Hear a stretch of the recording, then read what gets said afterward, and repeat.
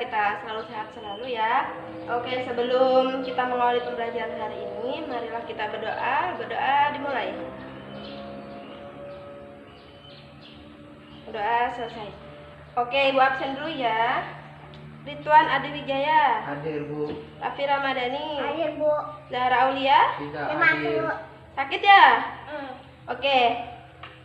Untuk pembelajaran pada materi hari ini yaitu mengenai sistem gerak. Nah, sistem gerak itu terdiri dari rangka, otot, dan juga sendi. Nah, adanya rangka menjadikan otot-otot rangka dapat melekat. Nah, coba perhatikan saya. Ketika saya menggerakkan tangan seperti ini semua jari-jari ini bergerak ya. Bagaimana mekanisme dari cara kerja gerak pada sistem manusia yang hari ini kita akan bahas di situ. Nah, kemudian apa fungsi dari sistem gerak itu? Jadi, fungsi sistem gerak pada manusia itu untuk memberi bentuk tubuh pada manusia. Nah, bayangkan nih, kalau misalkan kita tidak mempunyai rangka, apa yang terjadi anak-anak? Karena tubuhnya tidak memiliki bentuk, ya. Nah, kemudian yang kedua yaitu melindungi bagian-bagian tubuh penting, misalnya jantung. Nah, jadi jantung, paru-paru, lambung itu terdapat di dalam tubuh kita. Dia dilindungi oleh tulang rusuk. Nah, tulang rusuk itu merupakan pelindungan bagi organ di dalamnya. Nah, kemudian yang ketiga yaitu tempat melekatnya otot-otot. Jadi di samping dia memiliki fungsi sebagai tempat pembentukan rangka, pembentukan badan, dia juga sebagai tempat melekatnya otot-otot. Jadi otot-otot melekat untuk menggerakkan rangka. Nah, selanjutnya kita akan belajar mengenai bagaimana mekanisme dari proses pembentukan tulang. Nah, kemudian ya, proses pembentukan tulang dimulai dari pada saat kalian masih menjadi embrio atau janin. Nah, pada masa embrio itu kan kalian masih dapat asupan dari ibu ya. Nah, dimulai dari pada saat embrio, tulang-tulang tersusun dari jaringan embrional mesoderm. Nah, kemudian yang berupa sel-sel mesenkim. Kemudian sel-sel mesenkim akan membentuk calon tulang yang disebut dengan osteogenik.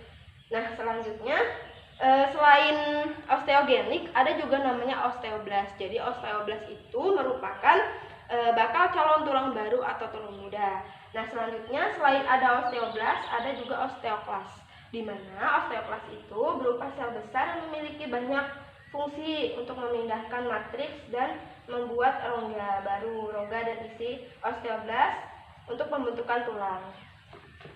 Oke, selanjutnya coba teman-teman atau anak-anak coba sebutkan satu saja bentuk tulang. Tulang apa? Tulang rawan. Tulang rawan. Oke, benar ya. Jadi jenis-jenis tulang di sini itu ada berbagai macam. Ada tulang rawan, ada tulang keras. Nah, di dalam tulang rawan itu juga dibagi menjadi beberapa bagian lagi anak-anak. Jadi jenis-jenis tulang itu ada tulang rawan nih. Jadi tulang rawan dibagi menjadi tulang rawan hialin, tulang rawan elastis, dan juga tulang rawan fibrosa. Nah, apa yang membedakan dari ketiga jenis tulang rawan di sini?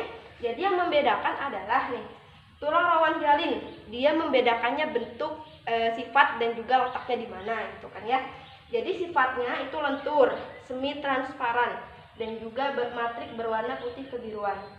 Nah, jadi dia itu letaknya di mana? Letaknya di tulang rusuk dan tulang dada. Jadi tulang rusuk itu ada di belakang ya, anak-anak di sini, terus tulang dada di depan untuk melindungi jantung. Nah, selanjutnya yaitu tulang rawan elastis. Seperti namanya, apa yang kalian pikirkan mengenai elastis? Lentur. Lentur ya, oke benar. Jadi tulang rawan elastis ini bentuknya lentur sekali seperti karet. Nah, sifatnya itu lentur tadi ya, memiliki matrik keruh kekuningan. Jadi dia warnanya kuning-kuning kekeruhan. Nah, selanjutnya letaknya di mana anak-anak? Jadi coba kalian pegang telinga kalian. Itu kan rasanya elastis ya, elastis. Jadi itu termasuk ke dalam tulang rawan elastis. Contohnya itu daun telinga, laring. Laring itu adalah tenggorokan kita. terus kemudian dan eustachius. Eustachius ini merupakan saluran makanan dari mulut masuk ke lambung. Nah, selanjutnya apalagi tulang rawan itu? Selanjutnya yaitu tulang rawan fibrosa. Apa tulang rawan fibrosa itu? Bagaimana sifatnya? Kan gitu ya. Jadi tulang rawan fibrosa itu sifatnya kaku, kuat, terus matrixnya berwarna gelap kekeruh-keruhan. Letaknya di mana? Di rusuk tulang belakang. Jadi yang berbentuk tulang keras itu masuk ke dalam kategori tulang rawan fibrosa. Ada yang ditanyakan anak-anak? Nah, selanjutnya kita masuk ke dalam tulang keras atau yang disebut juga osteon. Jadi tulang keras dan tulang rawan itu juga memiliki jenis-jenisnya, macam-macamnya. Jadi untuk tulang keras itu ada tulang pipa, ada tulang pipih, tulang pendek, dan tulang yang tidak beraturan. Nah, bagaimana sifat dan letaknya? Jadi yang untuk tulang pipa itu sifatnya panjang dan tengahnya berongga. Panjang, tengahnya berongga. Nih. Coba kalian bayangkan tulang paha ayam. Nah, itu termasuk ke dalam tulang keras, tulang keras dan tulang pipa. Nah, contohnya di mana? Contohnya di paha, lengan atas, ke tulang kering, tulang betis, dan hasta. Jadi hasta itu di tangan ya, ini anak-anak ya. Jadi ini hasta, ini pengumpil. Nah, keduanya itu termasuk ke dalam kategori tulang pipa. Selanjutnya yaitu ada tulang pipih. Nah, apa yang kalian pikirkan tentang kata-kata pipih?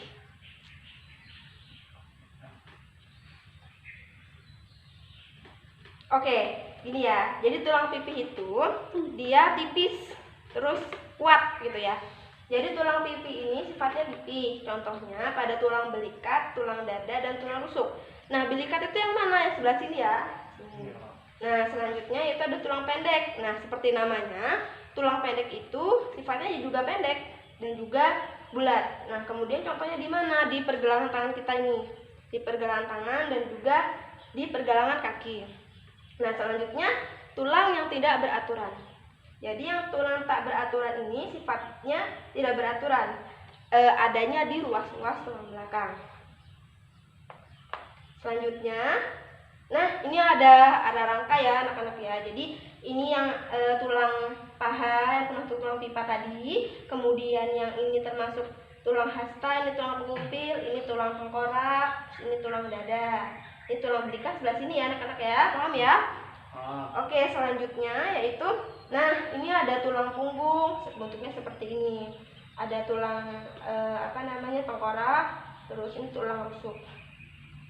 Oke, selanjutnya ini ada penampakan tulang kepala. Jadi tulang kepala ini terdiri dari tulang dahi, tulang bagi, terus tulang air mata, tulang ubun-ubun. Jadi bentuknya tipis ya.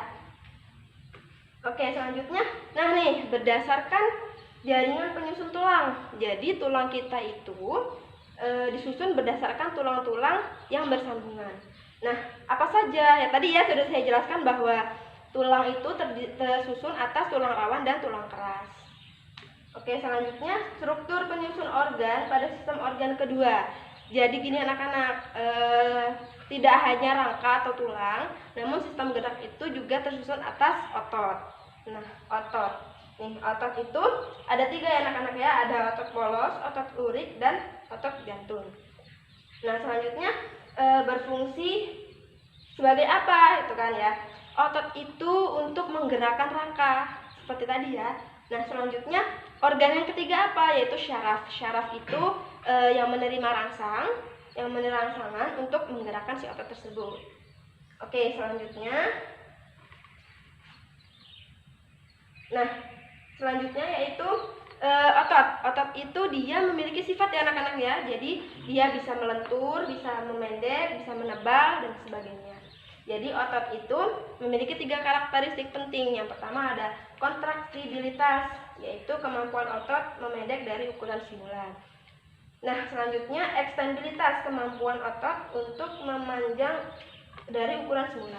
Kalau kita berlari, pastikan kalau kita berlari, udah gitu kita duduk gitu ya, pasti kita akan merasakan nyeri di bagian bawah kaki ya. Itu merupakan peran dari ekstendibilitas otot. Nah, selanjutnya yaitu ada elastisitas. kemampuan otot untuk melenturkan gitu ya. Nah, selanjutnya kita masuk ke jenis-jenis otot. Tadi kan sudah saya singgung bahwa jenis-jenis otot tadi ada otot polos, ada otot lurik, dan juga otot jantung. Nah, yang pertama kita otot lurik nih. Otot lurik yaitu otot yang menempel di rangka, terdiri dari sel-sel sarkomer tersebut sebagai silinder panjang. Nah, apa ciri-ciri dari otot lurik dan di mana tempatnya gitu ya? Ada yang udah tahu? Belum. Belum ya? Oke, saya jelaskan bahwa ciri-ciri dari otot lurik itu ada berbentuk silinder dan memanjang. Kemudian namanya juga lurik ya anak-anak. Jadi warnanya berlurik-lurik atau bercabang beragam ya warnanya. Nah, kemudian intinya banyak terletak di tepi, bekerja secara sadar. Nah, bekerja secara sadar ini ketika kalian berlari itu merupakan peran dari otot lurik. Nah, selanjutnya yaitu tempat merespon rangsangan. Nah, gini anak-anak, ketika kalian digigit nyamuk gitu ya. Ketika kalian gigit nyamuk atau kena pisau, itu apa yang kalian lakukan kalau digigit nyamuk? Langsung memukul ya, langsung memukul ya. Jadi itu merupakan contoh gerakan sadar yang dilakukan oleh otot lurik. Nah, selanjutnya itu ada otot polos. Jadi sesuai dengan namanya, otot polos itu warnanya juga polos. Nah, otot polos ini bekerja secara tidak sadar. Nah, jadi letaknya di mana? Letaknya di sistem pencernaan. Ketika kalian mengunyah makanan, kemudian memasukkan makanan ke dalam mulut, terus mulut mengunyah, kemudian dimasukkan ke dalam esofagus merespon masukkan ke lambung, itu merupakan sistem kerja dari sistem pencernaan yang dibantu dengan otot polos. Oke, selanjutnya otot jantung. Otot jantung ini dia khusus letaknya di jantung. Berbentuk silindris bercabang, membentuk anyaman. Nah, ini contohnya nih. Jadi ini termasuk otot polos, otot lurik, dan otot jantung. Jadi otot jantung ini dia bercabang nih, kan ya? Bisa dilihat ya. Kemudian otot lurik itu dia intinya di tengah ini. Ini lebih jelasnya. Itu otot polos itu ada di sistem pencernaan kita, otot lurik ada di rangka kita, kemudian otot jantung pasti letaknya di jantung dan bentuknya bercabang seperti ini. Oke, selanjutnya mekanisme gerak dengan bantuan otot. Jadi otot yang sekecil itu pun memiliki mekanisme yang spesifik gitu. Jadi mekanisme gerak dengan otot itu ada dua anak-anak ya. Ada antagonis dan juga protagonis. Nah, kemudian bagaimana mekanisme sehingga otot itu bisa bekerja? Nah, pertama gini, otot itu akan melepaskan asetilkolin dari ujung serabut si otot, kemudian kalsium yang berada di antara sel otot untuk keluar dan menuju ke dalam otot sambil mengangkut troponin dari troponin ke aktin, sehingga posisi aktin berubah dan mempengaruhi filamen penghubung, dan akhirnya filamen penghubung tersebut akan putus, kemudian akan terjadinya pergerakan.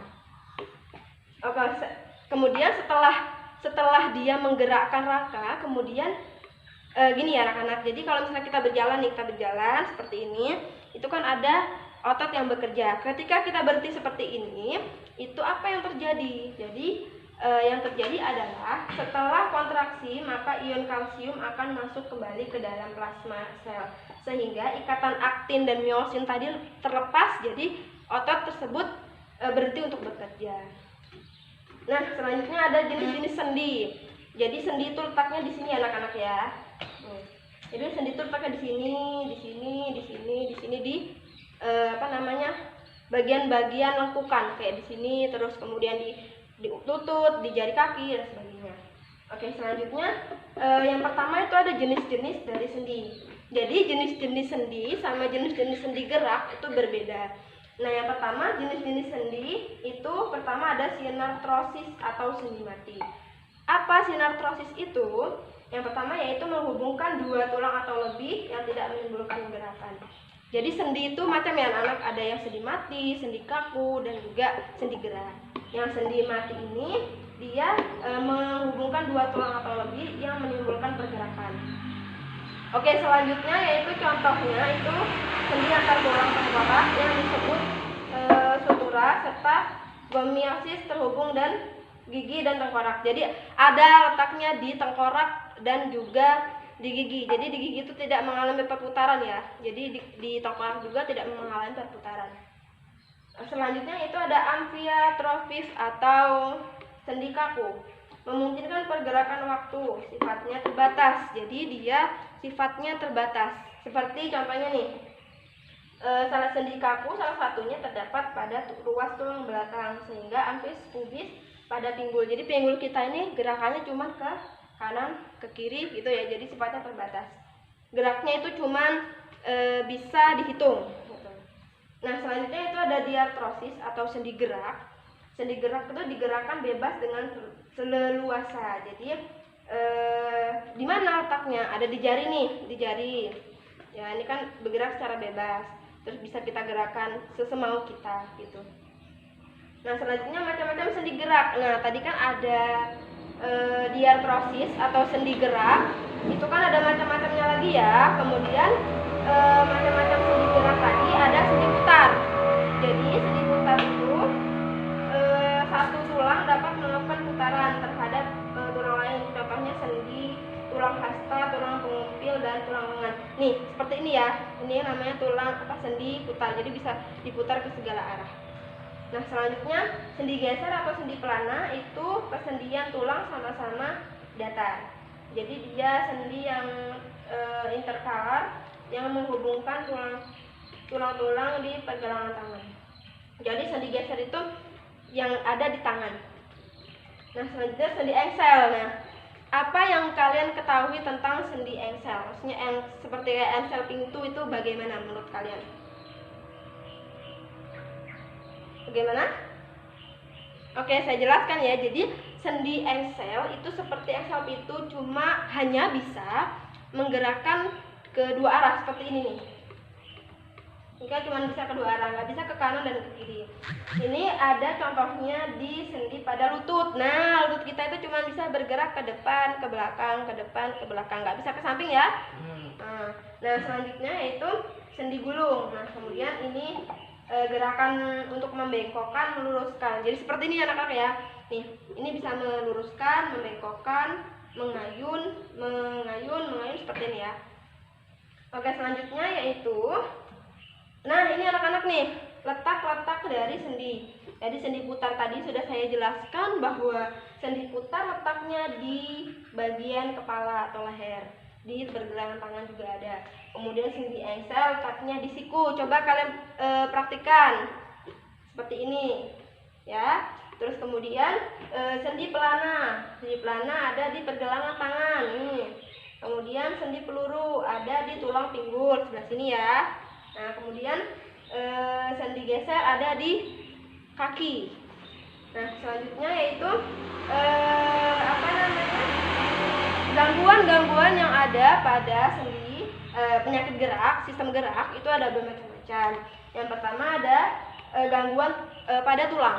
Jadi gangguan pada sistem gerak itu tidak hanya terdapat di tulang anak-anak, jadi terdapat pada otot, pada sendi juga. Nah, gangguan pada tulang diantara dia rakitis. Rakitis merupakan kekurangan vitamin D yang menyebabkan tulang berbentuk O dan X. Jadi gini, rakitis itu sering kita jumpai bahwa rakitis itu terjadi di kaki. Jadi kakinya itu berbentuknya O seperti ini ya. O bisa juga X seperti ini. Nah, itu kekurangan vitamin D. Jadi kita harus banyak-banyak mengkonsumsi vitamin D, terus juga banyak-banyak berjemur seperti itu. Nah, kemudian ada osteoporosis, merupakan penurunan berat tulang karena osifikasi. Jadi ini terjadi pada orang yang memiliki kekurangan kalsium. Kemudian terjadi juga pada orang dewasa. Selanjutnya yaitu ada fraktura. Fraktura ini adalah patah tulang. Nah, selanjutnya ada lordosis, kifosis, dan skoliosis. Nah, lordosis ini merupakan tulang pinggang melengkung ke depan. Ini anak-anak contohnya ya. Skoliosis itu miring ke kanan dan ke kiri. Kemudian lordosis itu miring ke depan. Ini. terus kemudian kifosis ke belakang. Jadi untuk kalian kalau misalkan duduk itu yang benar, jadi biar tidak terjadi kelainan pada tulang. Ini kan akibat duduk yang salah ya. Nah selanjutnya ada gangguan persendian pada sendi. Ada namanya dislokasi, pergeseran kedudukan sendi. Nih ada di bagian sikut ya. Jadi dia itu sikutnya sini, sendi pada sikutnya mengalami kerusakan. Nah itu ya disebabkan karena bergesernya sendi dan kedudukan semula. Nah selanjutnya ada ankilosis, persendian tidak dapat digerakkan. Nah ini merupakan penyakit yang perlu kita ketahui. Ankilosis itu persendian tidak dapat digerakkan. Jadi ini sangat, kalau misalkan udah fatal rasanya sakit banget ya anak-anak ya. Kemudian artristik itu peradangan persendian. Nah selanjutnya gangguan pada otot. Yang pertama yaitu ada kejang otot, ada atrofi, kemudian kaku di leher, kemudian grafisomyastenia. Jadi yang kaku leher ini, otot lehernya mengalami peradangan sehingga tidak dapat digerakkan. Nah ini anak-anak ya kesimpulan dari hari ini. Coba kalian simpulkan bagaimana materi hari ini. Coba Tuan. Nah ini coba ya disimpulkan, alat gerak aktif memiliki fungsi spesifik, diantaranya coba disebutkan. Ayo coba. Oke saya bantu ya. Yang pertama itu ada menggerakkan jantung, kemudian mengalirkan darah, kemudian menggerakkan rangka, mempermudah proses melahirkan, membantu proses pencernaan dan reproduksi. Oke dipelajari lagi ya nanti di rumah. Oke, selanjutnya ada yang ingin ditanyakan anak-anak? Cukup ya? Oke, sekian materi pada hari ini. Semoga apa yang saya sampaikan bermanfaat untuk kalian. Belajar lagi di rumah ya, jangan malas-malas karena materi sendi gerak ini nanti akan saya keluarkan di ujian tengah semester. Oke, cukup sekian. Saya akhiri. Wassalamualaikum warahmatullahi wabarakatuh. Assalamualaikum warahmatullahi wabarakatuh.